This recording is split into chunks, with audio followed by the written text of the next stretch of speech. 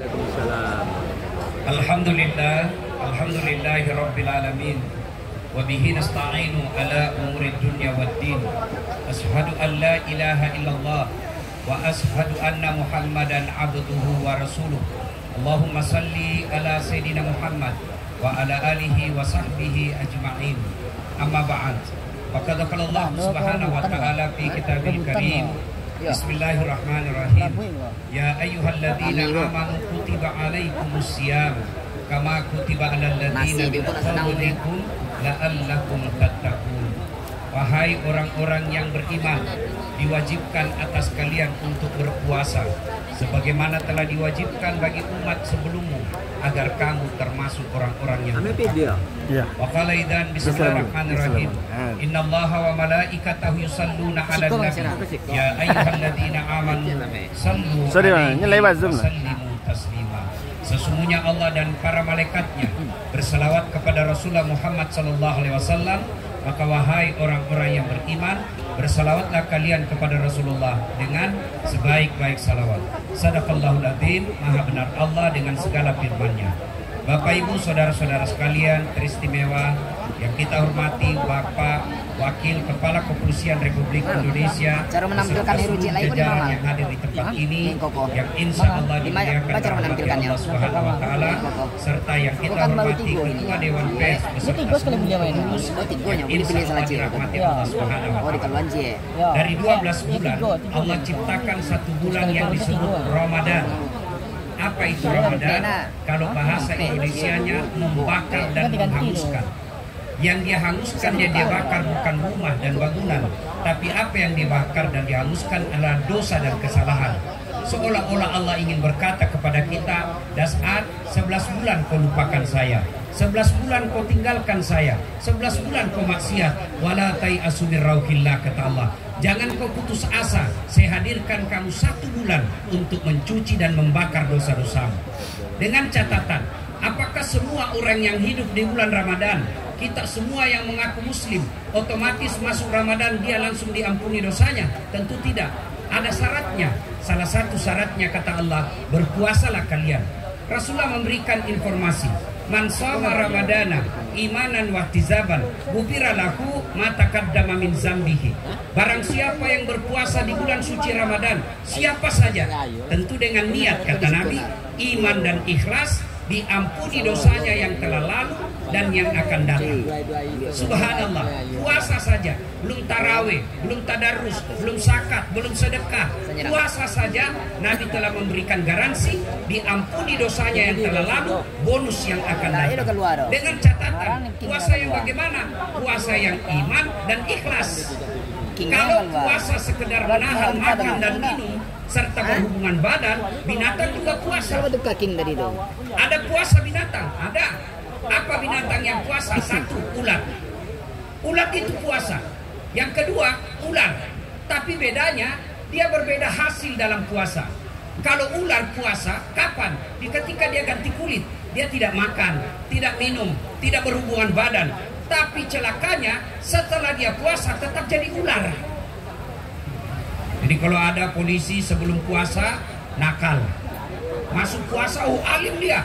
Kemana-mana pakai peci, bagi-bagi sembako, takjil dan lain sebagainya. Selesai Ramadan, nakal lagi. Puasa ular. Ya, tidak ada perubahan. Yang diharapkan adalah puasa jenis kedua, ular. Puasa ular, ada. Coba kasih ular, kasih daun, semua daun dia habisi. Tapi setelah dia jadi kepompong, dia puasa. Dia tidak makan, tidak minum, tidak berhubungan badan. Tapi hebatnya setelah jadi kepompong, berubah di ulat menjadi kupu-kupu. Persahabatan bagai kepompong, merubah ulat menjadi kupu-kupu. Hebatnya itu ulat, tadi dia serakah Pak. Semua jabatan dia mau ambil, semua proyek dia mau kuasai. Tapi setelah jadi kepompong, dia berubah menjadi kupu-kupu. Hebatnya setelah kupu-kupu, dia selektif mengambil rezeki. Dia tidak seperti laba-laba. Dia tidak seperti lalat. Lalat itu najis pun dia makan. Bangkai dia sikat. Tapi kupu-kupu, apa yang dia makan? Sari, pati, bunga. Dan hebatnya, dia ambil saripatinya, dia tidak rusak bunganya. Makna moralnya, silakan kau urus tambang tapi jangan kau rusak lingkungan. Silakan kau ambil jabatan tapi jangan sikut kiri kanan.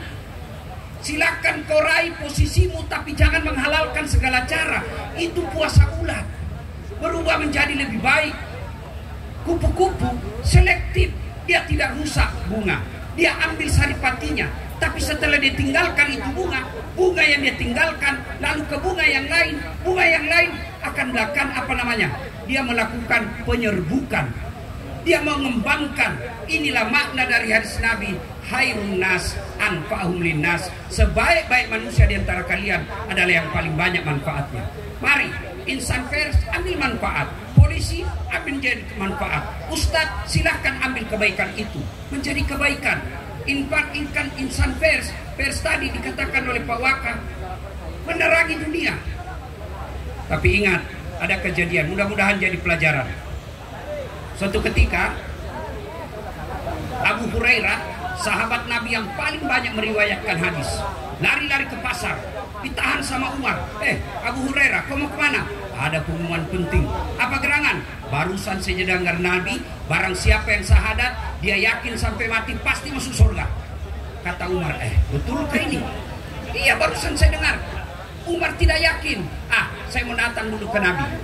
Dalam dunia jurnalistik ini disebut check and recheck. Ya, ketika Bapak dengar sesuatu, check and recheck dulu. Oh, kata Wakapol, apa betul Wakapol yang ngomong? Lihat video, apa betul itu yang ngomong? Maka dunia insan pers harus melakukan namanya check and recheck. Bahasa Quran namanya tabayyun. Patabayyanu, check and recheck. Umar bin Khattab panggil Abu Hurairah dan datang ke Nabi, ke sumber namanya kalau kita dalam dunia jurnalistik. Ya Rasulullah, katanya Anda mengucapkan siapa yang syahadat yakin sampai mati pasti masuk surga. Kata Nabi, betul. Ya Rasul, ini Abu Hurairah mau diumumkan di pasar. Apa masalahnya Umar? Saya khawatir salah paham umat ya Rasul. Biar tidak sholat yang penting syahadat masuk surga. Biar maling yang penting syahadat masuk surga. Biar dia mencuri yang penting syahadat masuk surga. Kata Nabi, benar juga. Lalu apa usulmu Umar? Ya Rasulullah, berita seperti ini, pernyataan seperti ini sebaiknya jangan diumumkan di pasar. Kenapa? Saya khawatir menimbulkan kesalahpahaman. Inilah sehingga dalam Islam ada yang disebut likulli makam makam wa likulli makal makam. Setiap tempat ada ucapan yang cocok untuk tempat itu, dan setiap tempat ada ucapan yang cocok untuk tempat itu. Ini yang mesti dimiliki oleh dunia jurnalis. Kadangkala memang ada faktanya, ada kejadiannya, tapi kita tanya dulu, kalau ini kita sampaikan, apa kemaslahatannya buat bangsa? Kalau ini kita sampaikan memang benar, tapi wah, ini kalau ini sampai bisa rusuh negara kita. Ingat, memelihara kesentraman jauh lebih utama daripada menyebarkan berita yang benar. Itu dalam Islam dijelaskan. Dalam Islam cuma tidak dikenal cuma yang disebut amal jariah, tapi ada yang disebut dosa jariah. Apa itu dosa jariah? Menyebarkan berita hoax sehingga ada orang jadi korban, sehingga ada orang yang difitnah, ada orang yang hancur masa depannya gara-gara berita hoax itu. Maka selama berita itu beredar, maka selama itu penyebar berita itu mendapat dosa. Bapak saudara-saudara sekalian, puasa kalau sekedar makan dan minum yang ditahan, maka sesungguhnya tidak ada bedanya sama binatang. Definisi puasa itu kalau menurut fikih menahan makan, minum, dan berhubungan badan dari subuh sampai maghrib sengaja. Tapi kalau misalnya Pak Jenderal pagi-pagi tiap pagi sarapan sampai di Mabes makan satu mangkok coto, dikasih tahu ajudan, Jenderal puasa, astagfirullah, sah. Kenapa? Bapak tidak tahu. Siang lagi makan lagi cetek 2 mangkok, Pak Jenderal puasa, astagfirullah, saya puasa, sah. Rezeki 3 mangkok Pak. Kalau tidak sengaja. Ada yang tanya saya, Pak, bagaimana kalau berhubungan tidak sengaja Ustaz? Wah, tidak mungkinlah berhubungan badan tidak sengaja. Bagaimana caranya buka baju aja pasti sengaja. Dengan catatan tadi, puasa kalau sekedar menahan makan, minum, dan berhubungan badan tidak ada beda dengan kita binatang. Tapi apa makna dari puasa itu? Dalam Al-Quran ada 2 kata yang sama menahan maknanya. Yang pertama, syam, itulah puasa. tapi yang diinginkan adalah saum. Apa itu saum? Pengendalian diri. Mari mengendalikan diri. Ya, coba Bapak Ibu, nih di depan kita nih. Air putih halal atau haram? Adik-adik, air putih halal atau haram? Tapi jam 12 siang Ramadan bukan haram, tunggu. Kalau haram berarti tidak bisa diminum. Tunggu kapan? Buka. Istri di rumah halal atau haram? Halal. Tapi jam 12 siang tunggu dulu. Buka baru bisa. Bahkan boleh pakai buka. Tahan. Boleh tidak polisi memamerkan kekayaan? Boleh. Kapan? Setelah penerapan hukum di Indonesia betul-betul sukses. Boleh tidak pejabat pamer-pamer? Boleh. Tapi setelah rakyat Indonesia seluruhnya sejahtera. Itu yang disebut pengendalian diri. Kalau puasa ini setelah sukses pengendalian diri, maka Allah berikan apresiasi. Allah berikan hadiah. Apa hadiahnya? La'allakum tattaqun, agar kamu menjadi orang yang bertakwa. Dan orang yang bertakwa itu Allah kasih hadiah. Apa hadiah orang yang bertakwa? Man yattaqillaha, kata Allah, siapa yang bertakwa kepadaku, yaja'allahu makhraja, saya angkat derajatmu. Maka jangan heran teman-teman polisi, sama angkatan, kita lihat dia culun dulu, kok tiba-tiba menjadi jenderal dan menjadi pimpinan kita. Allah yang angkat derajatnya. Yaja'allahu makhraja. Yang kedua, bisa jadi Allah kasih hadiah yang kedua orang bertakwa, maka aku bukakan pintu rezekimu dari jalan yang tidak kau sangka-sangka. Yuk Bapak saudara-saudara sekalian, karena waktu berbuka sudah tiba, maka ingin rasanya berlama-lama tapi waktu yang membatasi kita. Bapak Ibu kalau masih mau dengar ceramah saya, silahkan berkenan buka YouTube, jangan lupa like and share. Akhirnya kita tutup dengan sama-sama berdoa. Kita awali dengan mengeringkan suratul Fatihah kepada Rasulullah Muhammad SAW. Wasiat dan keutamannya kita ikhlaskan pada teman-teman kita warga Kepolisian Republik Indonesia yang terlebih dahulu menghadap kepada Allah.